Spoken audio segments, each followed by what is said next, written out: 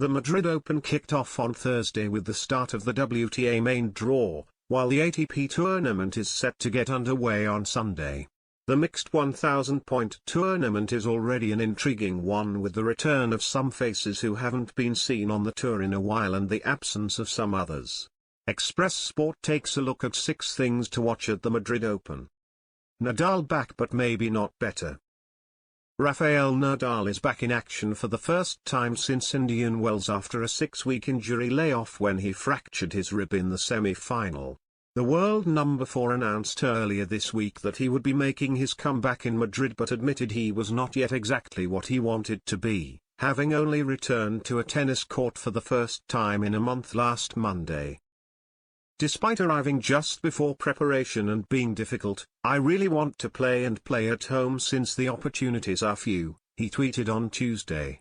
To try to do it in the best possible way. See you in Madrid. The Spaniard went on a 20-match winning streak to start his 2022 season, fresh off the back of a 6-month injury layoff, in which he won Melbourne, Acapulco and a record 21st Grand Slam title at the Australian Open. He lost his last match to Taylor Fritz in the Indian Wells final, but will be a favourite to go on to extend his major title lead to 22 at the French Open, where he is already a record 13-time champion. But it all depends on how well Nadal recovers from his stress fracture, and everyone will be keeping an eye on his level in Madrid in the early stages of his comeback, with the French Open less than a month away. Raducanu makes Madrid debut after axing coach. Emma Raducanu continues her first professional outing on the clay swing by making her debut at the Madrid Open. It comes days after she parted ways with Torben Beltz, her coach of 5 months, to transition to a new training model with the LTA supporting in the interim. The world number 11 will now be joined by the LTA's Ian Bates in Madrid, where she opens against Teresa Martinkova on Friday, who she beat 7-5 7-5 2 weeks ago at the Billie Jean King Cup tie.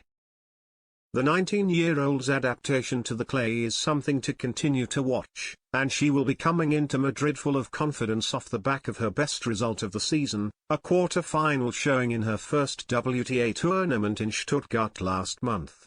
Fans and pundits alike will also be keeping a close eye on the aftermath of Raducanu's split with Beltz, and how well she will perform after the shock decision. Djokovic still looking for form ahead of French Open title defense. Novak Djokovic will be hoping to continue gaining momentum and improving his level after a run to the final in Belgrade. The world number 1 has played just 3 tournaments so far this season and suffered his first back-to-back losses since last July, when he crashed out of the Dubai quarter-finals before losing his opening match in Monte Carlo. It was a much better showing from the Serb at his home tournament, but he was forced to come from a set down in all of his matches en route to the final, then looked flat in the final set as Andrei Rublev defeated him 6-2 6-7 4-6-0 in the final. Things are progressing slowly but surely. Paris is the big goal and hopefully by Paris he'll be ready, Djokovic said after the final, and everyone will be waiting to see how the world number 1 performs after a stop-start season so far, with his French Open title defense also looming. A wide-open women's draw with Swiatek injured and Barty retired.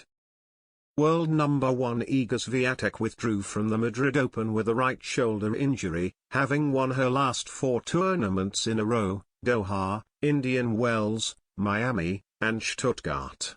When the dominant previous world number 1 Ash Barty retired shortly after winning the Australian Open, the 20-year-old quickly took her place as a force to be reckoned with on the tour, but the title now feels up for grabs in Swiatek's absence.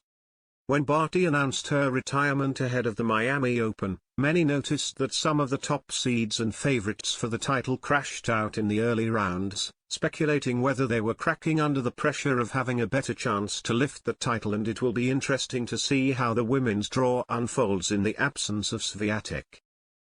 Murray competing after making clay U-turn. Andy Murray will also be one of the faces returning to the court in Madrid for the first time since the Sunshine Double of Indian Wells and Miami. The current world number 81 previously announced he would not be playing the clay season after it caused him injury issues in the past with his focus on having a successful grass court season, but he took a wild card to get some competitive matches under his belt ahead of the grass. While he won't be playing the French Open, it will be Murray's first time competing on clay since 2017 and the first chance to see what he's been working on with Lendl back in his corner.